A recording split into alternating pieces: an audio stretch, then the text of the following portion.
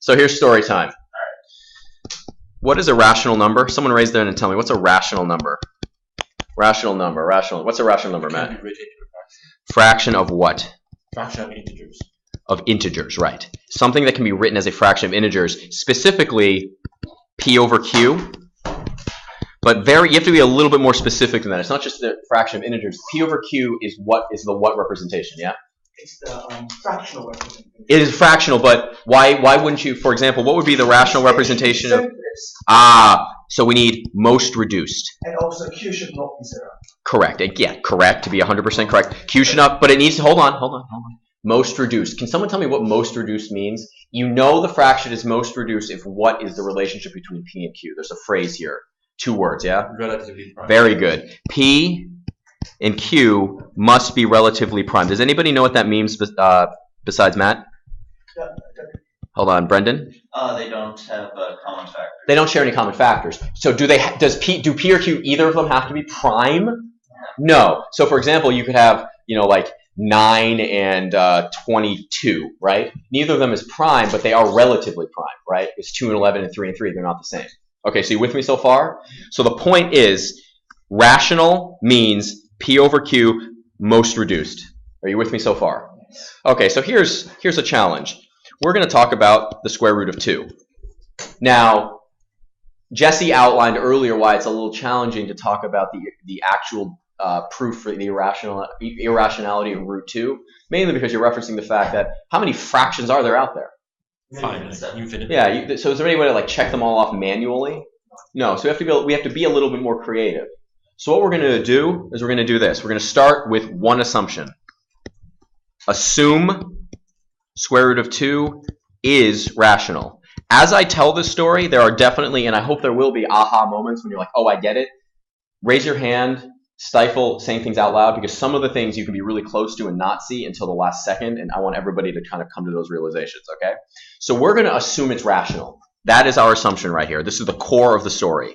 We're going to take a story which is going to follow a path of legal mathematical operations. Your job is to tell me if I make any illegal mathematical operations. You with me so far in this story? Yeah. So if this is true, we know that root 2 can be written as P over Q, where P and Q are relatively prime. You with me so far? If that's true, what happens if I multiply both sides by Q? Is this true? Yes. Am I allowed to square both sides? Does the truth of it's still going to generate a true statement? If this is true, then you also know that if that's true, 2Q squared equals P squared is true.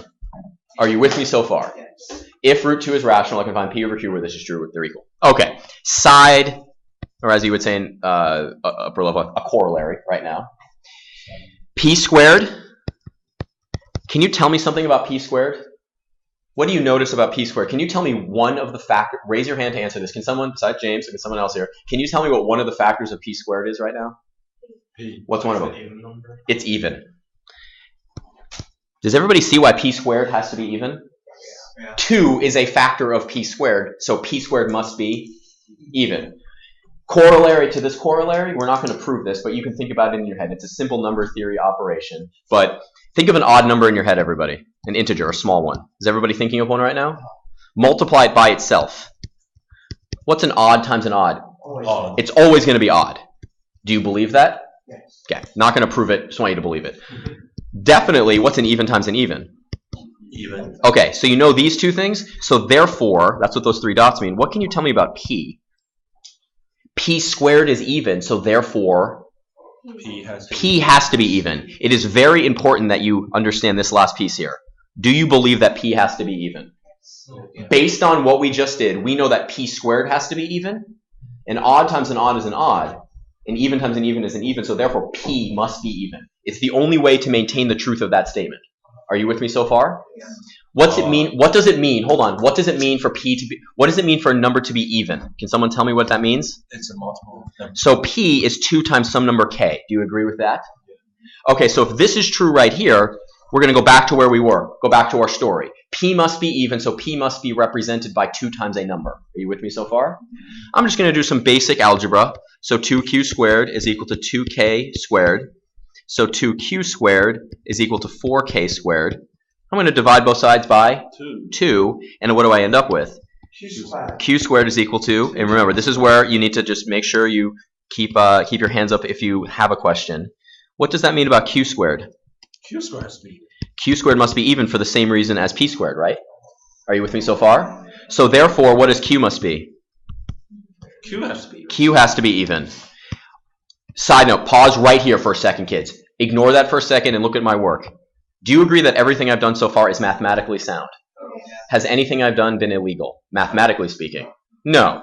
But what if we come to the conclusion? What two things? They're both even, which means that they are not relatively prime.